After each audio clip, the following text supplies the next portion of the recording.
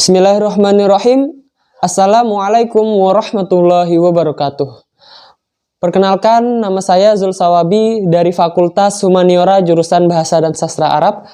Pada video kali ini saya ingin membawakan sebuah orasi yang berjudul Mewujudkan Muslim Moderat dan Peduli Bangsa Menuju Indonesia Tangguh. Sudah 76 tahun negara ini merdeka, negara yang kaya akan budaya, yang terdapat di dalamnya bermacam-macam suku dan ras. Seperti yang kita ketahui, negara Indonesia adalah negara dengan jumlah penduduk penganut agama Islam terbesar di dunia.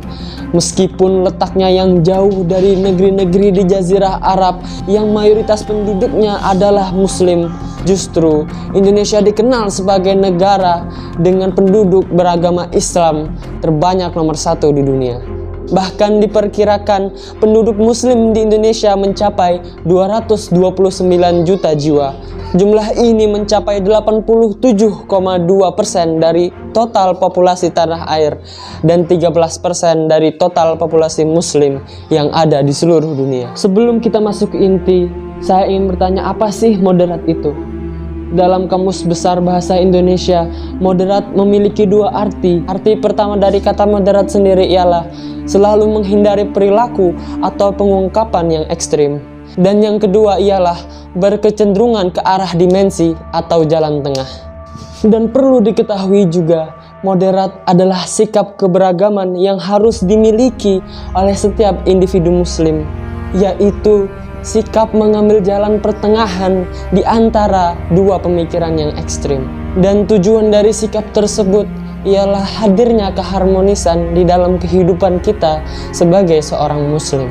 Kenapa sikap moderat ini perlu dikedepankan kepada setiap individu Muslim?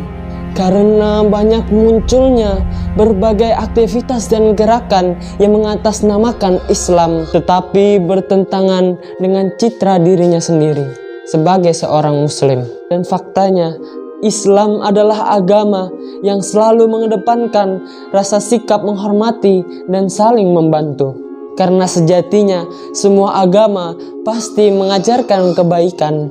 Sehingga jika kita mempelajari agama secara komprehensif, maka tidak akan ada terjadinya konflik, baik pada ranah internal agama, atau antar agama, atau antar kehidupan umat yang beragama. Konflik-konflik yang terjadi di sekitar kita mungkin disebabkan oleh adanya perbedaan, padahal perbedaan itu belum tentu menjadi sebab utama dari konflik dan perpecahan yang telah terjadi.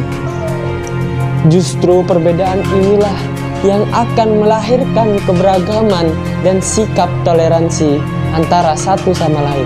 Dan kita harus menjadi generasi yang kritis dalam menghadapi setiap persoalan, menjadi orang yang selalu mementingkan kepentingan bersama dan selalu menjunjung tinggi persatuan dan kesatuan, toleransi dan saling menjaga. Ada satu ulama berkata, baiknya akhlak satu umat akan tampil atau akan dilihat dari akhlak pemuda-pemudi yang ada di umat itu. Kenapa pemuda? Karena kita sebagai pemuda adalah garda terdepan bagi perubahan, karena pemuda mempunyai semangat yang membara, dan karena pemuda adalah harapan untuk bangsa. Kawan-kawanku sekalian, ingatlah Bung Karno pernah berkata, berikan aku 1000 orang tua, maka akan kucabut Semeru dari akarnya, dan beri aku 10 pemuda, maka akan kuguncangkan dunia. Indonesia adalah tanah air kita, tanah di mana kita dilahirkan dan dibesarkan. Maka sepatutnya kita sebagai pemuda harus menjaga kebinekaan yang ada.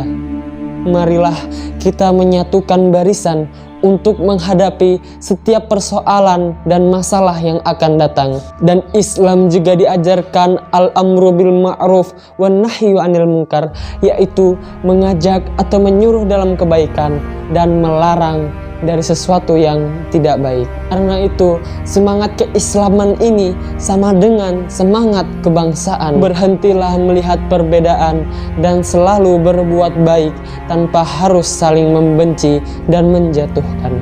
Bersama, mari kita wujudkan generasi muslim yang moderat dan peduli bangsa agar mewujudkan Indonesia yang tangguh. Sekian orasi dari saya, kurang lebih dan salah saya minta maaf yang sebesar-besarnya. Saya Zul Sawabi pamit undur diri. Wabillahi taufiq wal hidayah. Assalamualaikum warahmatullahi wabarakatuh.